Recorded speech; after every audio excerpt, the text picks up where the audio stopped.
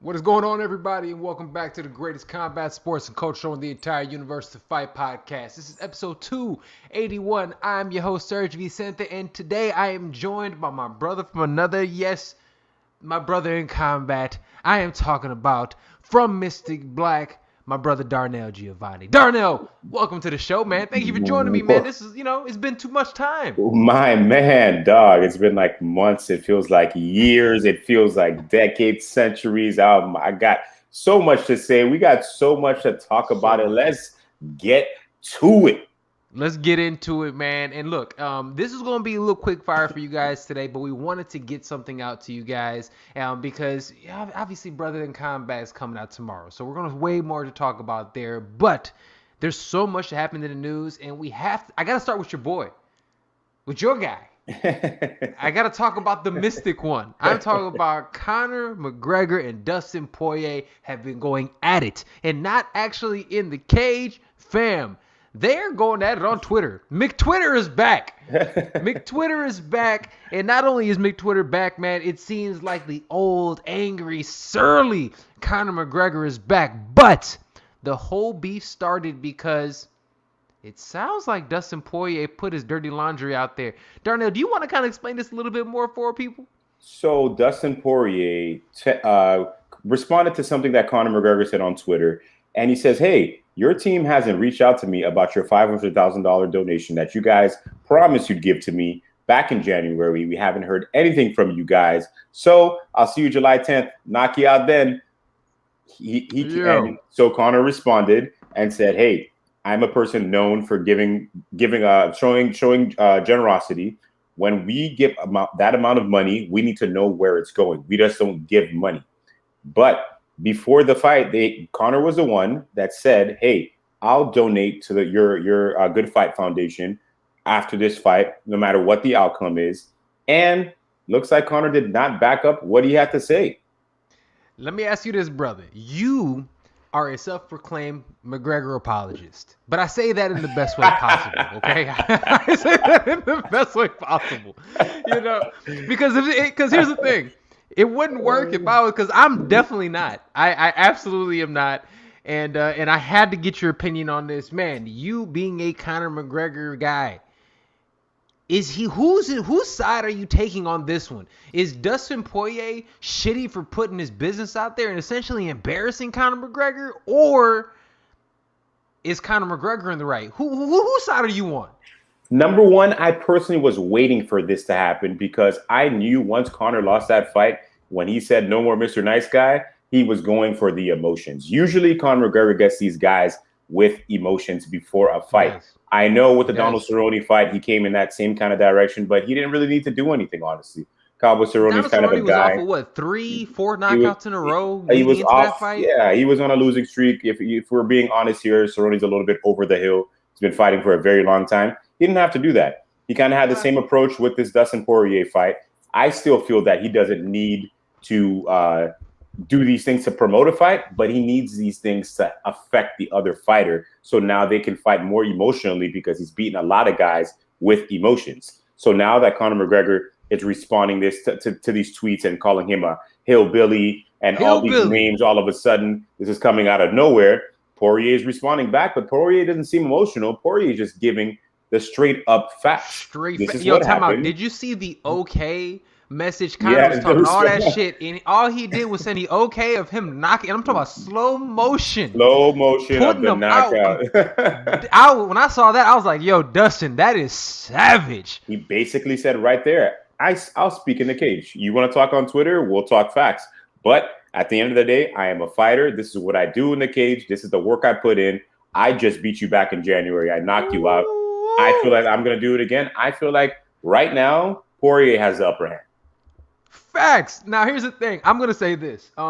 Whose side am I taking? I'll be very honest with you. And don't get it twisted. I'm going to give myself a little bit of time in the future to think about this. But as of this present moment in time, yo, Conor's coming off as nasty. He's coming off as super nasty. And the reason I say he's coming off as nasty is because here's the thing. Especially for rich guys, right? I mean, come on. All of us grew up watching Scarface. Only thing I got in this world is my balls and my word, and I'm not breaking them for nobody. Scarface. Fam, I'll be honest with you. If this is the case, it proves that Conor McGregor isn't a man of his word. And if he's not going to be a man of his word, especially somebody who is a businessman of the caliber that he is, man, that fucks with his reputation. And that's what happened more than anything else. I think Conor's embarrassed, but he's a sucker-ass dude for not paying that shit. And I will say that. How do I think it's going to happen? Do I think what he's doing, those tactics, are they really going to affect Dustin Poirier? Man, after looking at his responses and essentially slow-mowing him knocking Buddy out, I don't think Dustin is phased in the least. And I think Dustin knows what it is. Now, here's the last thing I want to add to this one before we move on, because this is a quick fire episode today.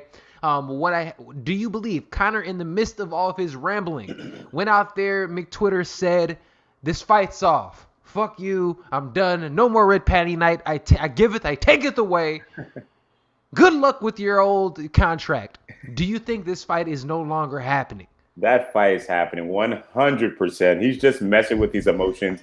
He knows he wants that fight back. Like, Conor will just not take, no more fight. Conor wants that fight back so bad. His competitive nature, he needs to get back in there to prove himself in whatever capacity that he is, win or lose. He needs to get back in there to see where he really stands in his career. No matter what anybody has to say, if he gets knocked out, that shows you a lot. If he doesn't, who knows? It's going to be very hard to improve in that amount of time, but he's got the funds to do it. He's got the people he can hire to make it happen. It's possible, but I don't think he's really taking that fight away from him. I think this is just a McTwitter kind of thing that he's doing. He did it when he fought Nate Diaz. He did it when he fought Khabib. He's always doing these things. This is the McGregor that everybody wanted and missed. He's here, guys. He's back now. He's back now. Nobody can complain about, he's being this nice guy. He's not Mr. Nice Guy anymore. You guys wanted this? You got it now. We got it. Well, look, we can talk about this one all day because there's so much going into this story. I mean, fam, this is a grown man soap opera, and I love every fucking second of it, okay? This is amazing. Some people watch Real Housewives of Beverly Hills. I watch fighting and Real Housewives. Let's go ahead and move on to the next one. Again, this is a little quick fire. One Championship made their TNT debut, their American debut. They go right in after AEW wrestling. Great lead-in. Smart decision. The card, now granted, the card, I didn't understand why they did it. They had Ruguru and some of the other big names literally not even televised. They just ended up showing the highlights. But two things I want to talk about. Let's start about with this one. Eddie Alvarez goes in there and gets DQ'd in the very first round in a fight that it seemed like. Here, let me ask this better question. Was Eddie Alvarez's opponent, does he deserve an Oscar? If I were to read that card for the winner of the biggest male actor of that night, my God, he would get it. I think Lurie was his name or something like that. My God, man, these are guys that Yuri or some shit that get beat up every day and are in hardcore trainings. And you're gonna tell me a couple shots that weren't even that hard that didn't hit his back? I think one of those shots hit the back of his head, and then the one right before the hammer. The one right before the hammer. And just like, now that's it. You're just gonna quit like that, and then you have to leave on a stretcher. Get out of here. I know there's people who try to play the game like Aljamain probably did, but like there's a difference in acting there. We're gonna put that on Aljo. A little bit. You did play it a little bit, but like that's a championship fight. This is a fight that there's no belt on the line here. And this is a first round, the first 30 or 45 seconds of a fight, and that's what we're doing. I can understand you're tired, you're trying to do this, and that. No, there was nothing wrong with him. I'm sure he's been hit harder than that. So I think Eddie Alvarez got played, and he got played by that referee and the rules of one championship. I know people like to talk about them being progressive, but I don't think they're too progressive in some things that they do.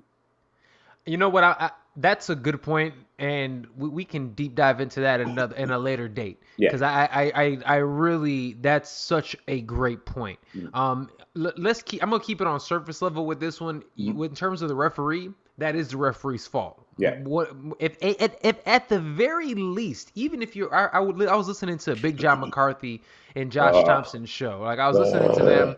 Granted, People the listen to Fox that show? News of No, I'm MMA kidding. shows. People listen to that crap? No, I'm kidding. I No, straight up the Fox News of MMA shows. I was watching that one, but he made a good. At the end of the day, I will listen to Big John, especially when big things in terms of refereeing and judging pops up, because he's the best to ever do it. He legitimately wrote, like Bernie Sanders says, "I wrote the damn bill." It's the same shit. His ass wrote a lot of the rules in place for MMA.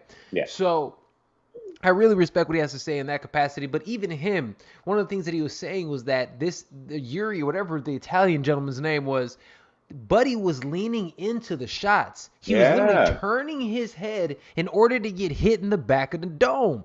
So for me, at the end of the day, he damn near disqualified himself in that capacity. He didn't seem like he wanted to be there. He got taken down, and it was just like, wow.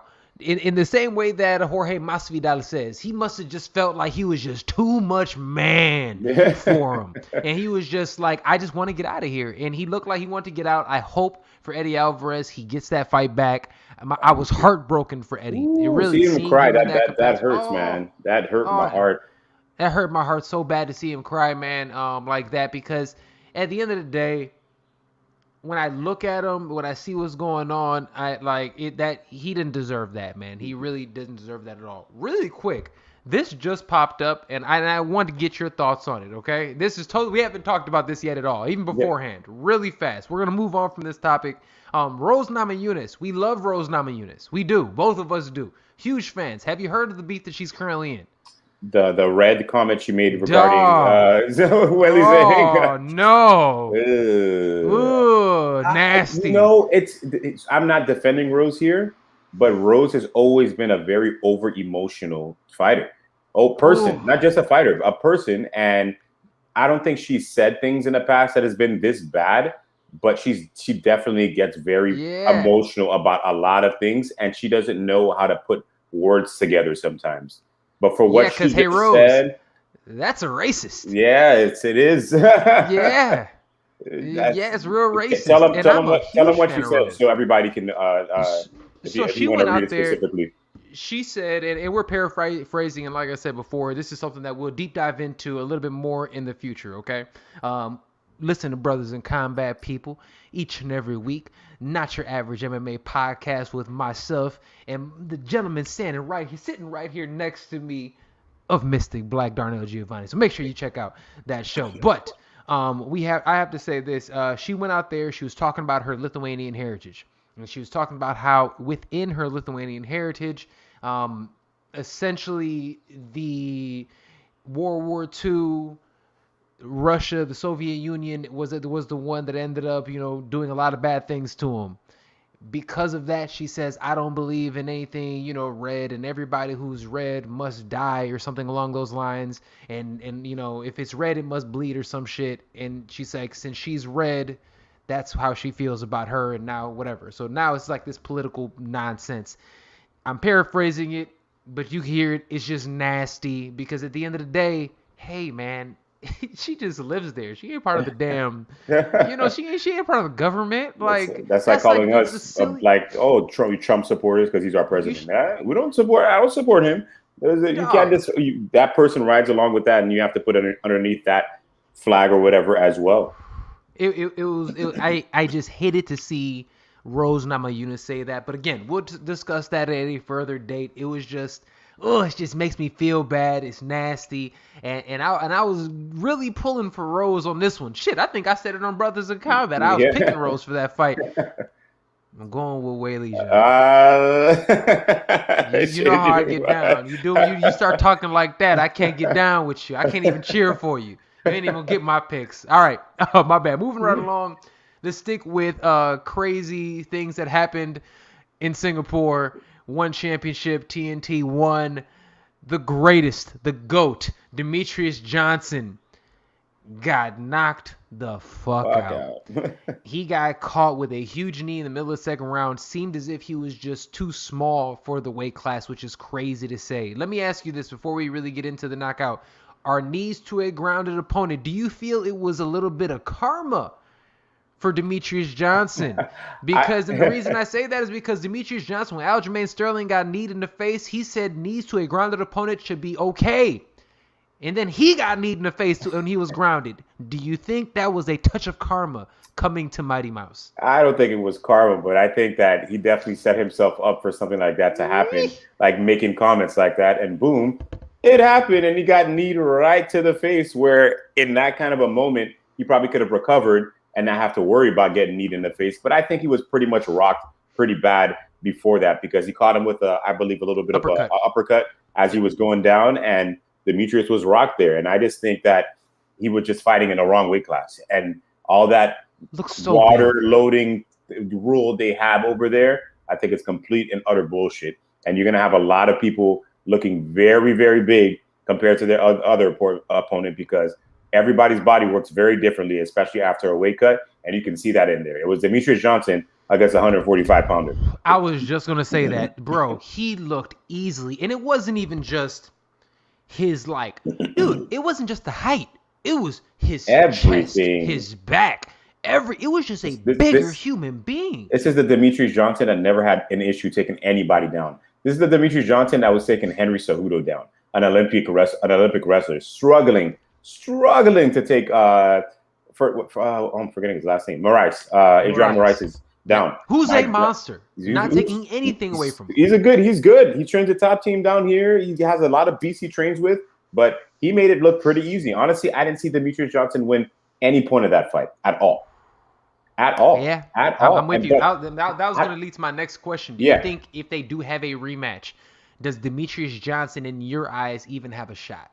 No, absolutely not, because he's just too small. And I'm not the biggest size is going to change everything, but size is going to matter 100%, because absolutely a lot of things that you want to do, a lot of places you want to be dominant, you cannot be, especially if a guy as higher level like Adriano Moraes is, because this guy has over 30 fights. He's been fighting for a long time. This is no rookie that's just started fighting. No, this guy's been doing this for a very long time. You put that together, that's not an easy matchup for a Demetrius. But real quick, let me ask you this.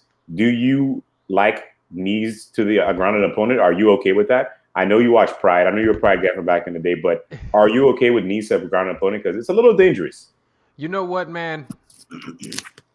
I am. And I've been going back and forth with this a lot, because originally it just looks so fucked up, right? Yeah. You're just like, oh my God, this is awful. But when you really think about it, what's the difference between that and me getting kicked directly in the face with a shin? What's the difference between me standing in the clinch and catching an elbow off the break? Realistically, it is a part of the game. And what separates us from boxing, right? Mm-hmm. What separates us is it feels like it's a real fight, okay? That is another component of an actual fight.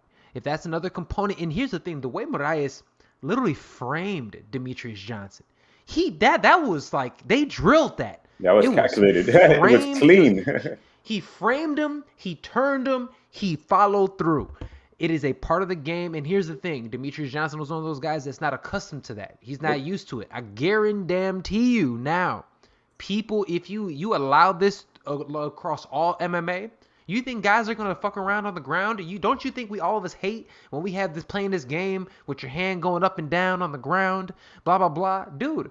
Think about this. Lastly, about that also. That's true. You know what I'm saying? That would go away. People would quickly try to get back to their feet, because in the transition there's danger.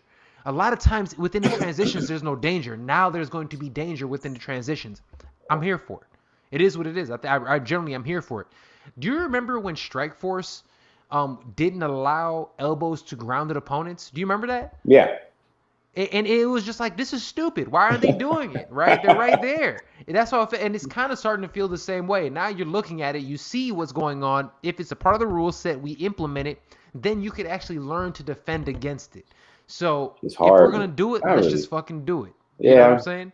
I didn't think about the hands to the ground when they're playing that game, because I used to hate that game a lot. So that's definitely true. I can agree with that, but I just think the knee is just so dangerous, man. I know the other things are too, but just like in that space and how fast it comes at you and heavy, I don't know. It's a difficult one for me. I hate to see a lot of these kicks to the guys. face, no. No, No, I'm not. I was a Pride guy, okay? Like that shit. Yeah. Like, yo, if you guys What haven't had kind an of opportunity to check it death? out, go back and watch some old Vanderlei Silva. Soccer kick highlights Pride. Type that in YouTube. Jeez. All right. Sucks for Terrifying. DJ, but he handled it like a champ, though. Yeah, DJ got right up. He handled it like a champ. Got right back up, dusted himself off, said, "Meh, shit happens." And kept it moving. And really, he's right. Yo, at the end of the day, everybody gets touched. Now, real quick before we transition, I need to ask you this: Conor, Stipe, DJ, man, within 3 months, 3 of the legends of the sport have gotten KO'd nasty. Is this just showing how quickly the game has evolved? Yes, 100%. That guy like Francis Ngannou, who was in jail about 4 years ago, is now the heavyweight champion of the world. If that doesn't show you that you can do anything in this sport and learn, anything is possible. You can learn anything you want in this life, guys. Look at Francis Ngannou. He's a heavyweight champion of the world. Man was in jail. Okay. So dude, he just started training MMA like yesterday. It's crazy. Some guy's been training MMA for 15 years and can't break the top 15. Like it's definitely a difficult sport, but you can learn it, and there's so many resources for you to keep getting better and get to a point where you can be a champion one day. So absolutely, definitely does show it. It's fucking crazy. All right, real quick before we get out of here, for upper fights this weekend, UFC Vegas, Martin Vettori defeated Kevin Holland by a score of a lot to a little. So we look at this. People are going back and forth saying that they think that Marvin Vettori deserves a title shot. I'll be honest with you. Absolutely not. Thank you. He does absolutely not. You beat a dude who just got washed the exact same way, and he didn't take anything that you okay. Making sure. You hear me okay? Yeah. Okay. So that's the thing. It's like when you look at that, no, he doesn't deserve a title shot. Was his win impressive? Sure, he showed a game plan, so I appreciate that. But here's the thing about Marvin Vettori, and I really want to get your thoughts about this. He doesn't do anything exceptional. He's very good at everything, but he's not exceptional at anything. He can't knock you out. His last 6 or 7 wins have been decisions, so he can't finish you on the ground or on top. Can he really be the champion at 85? Not while all these beasts and monsters are up there, because there's no way he would have done that to Darren Till. Darren Till is way too big of a guy and way too, I don't want to say super good takedown D. He has good takedown D, but he can be taken down. But it's just not as easy as you can take down a Kevin Holland, who I still feel, and I said this last time, should be fighting at welterweight. I don't know what he's doing at 185. It just doesn't make sense to me when you're just not big enough for the weight class. He gets dominated by anybody that has any sense of a takedown. I might be able to go in there and take down Kevin Holland for crying out loud. Absolutely. But once again, I still feel he can improve. But we're talking about Marvin Vettori here. I don't think Marvin Vettori can become a champion of that weight class. Too many monsters up there. Your Whitakers, your Cannoniers, your Adesanyas. No, absolutely not. Okay. I do not. You're just not good enough in one place for him to be able to dominate any one of these guys in a top 5. And he hasn't done it in the past, and I don't think he's going to do it in the future. Man, I really, this is one of those times that I wish I could argue with you about some shit, and I could be like, nah, that ain't it. No, I can't argue with you, because at the end of the day, I agree wholeheartedly. I think Marvin Vettori is very good. He's super cringe. That whole camp is cringe. Like, that whole camp down there at King's MMA be wild cringy.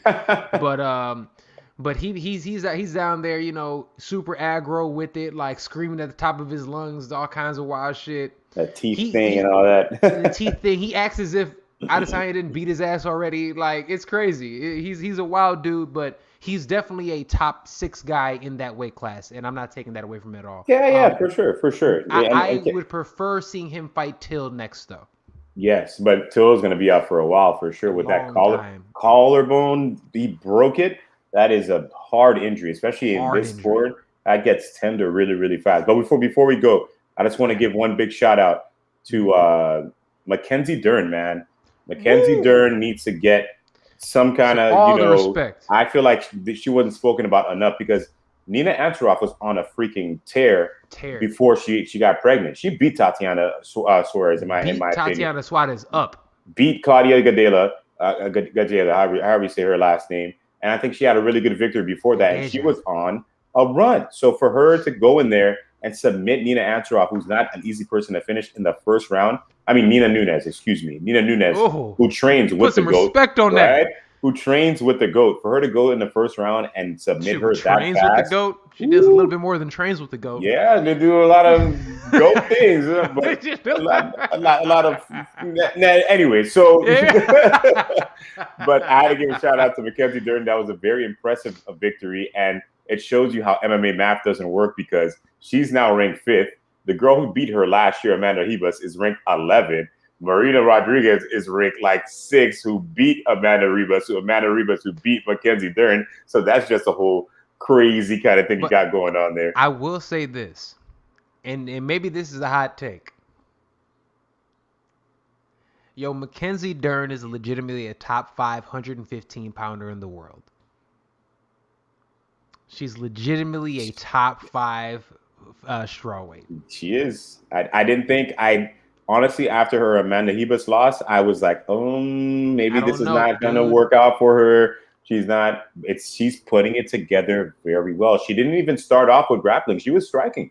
She was standing and grappling. And striking. Good. Yeah. And here's the thing about her striking is that her ground game is so good. She is willing to stand there and exchange with anybody. Yep. And she throws bombs. She does. She throws very, very hard. Jason Perillo, I don't know what he's doing down there. I mean, over there on the west side, but she's developing very fast. She's developing fast. We gotta get Jason back on, man, because I gotta ask, dude, seriously, what are y'all drinking or smoking out here on the West Coast that got everybody out here just throwing hammers in that way? Because holy shit, she was impressive. I don't even think Mackenzie has to train jiu-jitsu in her camps. She can just concentrate on striking wholeheartedly. And then if they take her to the ground, she is so damn good there. It's like butter. Dude, she's amazing. She really is, and I can't wait to see what happens next with her. But last but certainly not least, before we get out of here, Bellator also had a card. Yeah. And I just want to say this before we really get into Bellator: the move to Showtime was the best thing they could have done. The production value for them, bro, I am telling you that it's just as good, if not better, than the UFC's production value. It's beautiful. What they're doing with bringing some of the boxers in as well and making them back and forth on the broadcast. You had Boots Enos, who had an amazing win versus Sergey Lipinets this past weekend. He was on the broadcast, and vice versa for his. Ryan Bader was on that one. I mean, they're doing some good stuff. I'm really happy to see what's happening with Bellator and Showtime. Very cool crossover. Main event, 9 years in the making. Ryan Bader, Lyoto Machida. Really the only fight on the card worth talking about, to be honest with you. The only reason there's even worth talking about because that's the first fight of the light heavyweight tournament. Yep. That's the reason we talk about it. So Ryan Bader dominates, moves on. Lyoto Machida is 73 years old. Shit happens. We get it. A guy who used to be so hard to take down, getting taken down easy like that. That shows you father time is real, people. It is real. But before I talk about, I comment on that, I want to say something about the production really fast. Please. They've got to get a color commentator in there. They need a color commentator. I cannot do the Josh Thompson and Big John. It just doesn't work. Somebody's got to be putting that together or have one of your more charismatic fighters on that broadcast because they definitely need that, and it gets a little stale. Like it feels like baseball too much. Yeah, it feels like baseball. It's overly professional. You see, the UFC has fighters there, and they have these guys with amazing personalities. Your Cormiers, your John Anik, your Dominic Cruz. Like those guys are fun to watch, and you want to hear what they have to say. I feel like the lineup Bellator's got going on right now, they got to make some adjustments. But they have to hire brothers in combat. That's exactly. That's what I was at the end of the day. Exactly what I was trying to say. What are you doing, Bellator? You guys need some. You need some people. You got two guys right here that will easily make that broadcast take it to another level. We out here like, what's that fucking Dragon Ball shit? There it is. The brother, what is it? Oh my god, I know exactly what you're talking about. It's coming to me. But I know what you're talking about. Yeah. But no, production value was great. Yes, I thoroughly agree. They Yeah. absolutely need to get somebody on there who speaks way better than they because it's just not fun. Monotone, And they a have little all boring. this great shit, and it's just not fun. Like I Yeah. don't care what y'all niggas got to talk about. Like they're all just sitting here like suited and booted, and they're like right cross, left. How about the stats back in 1996? Like this is boring ass shit. when he was training with me back at AKA, I can tell that all right. Why are we talking about back in the day? We're in the present now. Let's talk about what we see in the ring. And I know it's older guys because these guys have been doing it for a long time. But come on, man, you have your Adam Borks on this card, like who's very impressive. And I feel like you look good. He's not getting enough, but I don't know. They just don't talk about him in the right way. Kat Zingano was on that card, which I feel like was a wash. Well, she dominated, but I feel like it was a wash fight. If she's not fighting Cyborg or one of these girls in that 145-pound division, that's not maybe the most deep division. But they get Megan over there. Do that rematch. Why not? There's options. Why not? I'm here for that. Options. I would love to see that rematch happen again, which that was a very controversial finish to the point where that was a rule change. If you get a toe in the eye, that is considered an eye poke now. That's from when Megan fought Kat Zingano. But I would love to see that rematch again. Good call. I think that would be amazing. I think that would be a great call. And at the end of the day, she's a free agent. So let's see. I mean, we all know what's going to happen. I mean, right now we have some great stuff coming up in MMA. Tonight, we have One Championships TNT. Their second card is on tonight at 10 p.m. Eastern Standard Time. You have Bellator once again, I believe, on Friday. Yeah, or is it next week, Bellator? Friday. Back on Friday. Nemkov, I'll be on the media call tomorrow. Nemkov versus Phil Davis, and then actually, I'll be on the media call tomorrow as well. Hey, I see you there. There, my brother. Don't ask my question, man. I'm kidding. I'm kidding. But Corey Anderson versus that newcomer as well. So we got 2 fights from the light heavyweight tournament for Bellator on Friday, so that's going to be good as well. And then Saturday what do we got on Saturday? We got Whitaker and Kelvin Gastelum, something we've been waiting for a very long time. That's not the best fight of the weekend. The best fight of the weekend is Ben Askren versus Jake Paul on Twitch or Twitter, whatever the fuck that shit's called. Triller. I'm head out. Listen, I'm going to watch it. Also this weekend. I'm going to watch it. I am going to watch it. I'm not even going to lie. I'm going to watch it. Am I going to pay for it? No. But I'm definitely going to watch it. I'm going to make it somehow, some way. I'm going to find it, and I'll watch it to see what all this stuff they've been talking. Co-main event is Regis Prograis, who's on that card fighting Ivan Rechkach. That is an incredible fight. That is a real fight. And it is going to be incredible to watch. If you do not know who Regis Prograis is, people, look at me in my eyes. I'm telling you, Rigaroo is that dude to watch. An amazing 140-pounder. Dude is an absolute savage. You should definitely tune in, if anything, specifically for that fight, because he's going to go out there. And Ivan Rechkach is somebody who can throw bombs, take some punishment. He's tough. He's gritty. He's going to get his ass whooped. Check this fight out. All right. I'm definitely going to be watching that. Now I'll watch the whole card. They put on a pretty good show last time. I'm actually excited to see that and see what else they can add from what they had before and to see what improvements they're going to make within that broadcast, because Triller is the future of boxing. So the Triller is the future of boxing, 1,000%. Well, all right, check it out. Without further ado, look, that's about the time we got today. We wanted to do a quick hitter for you guys, man. My brother Darnell Giovanni of Mystic Black MMA, thank you so much. And Brothers of Combat, I'd be remiss to talk about that. Thank you, my brother, for joining us on the show. Let the people know where they can find you. At Mystic Black MMA, check me out on Instagram, YouTube, Apple Podcasts, Spotify Podcasts.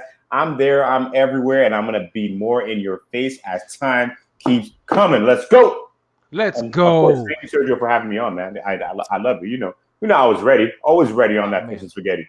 And there it is. Real quick, R.I.P. DMX, man. I had to say that. You took the words out of my mouth, man. DMX, much love to X.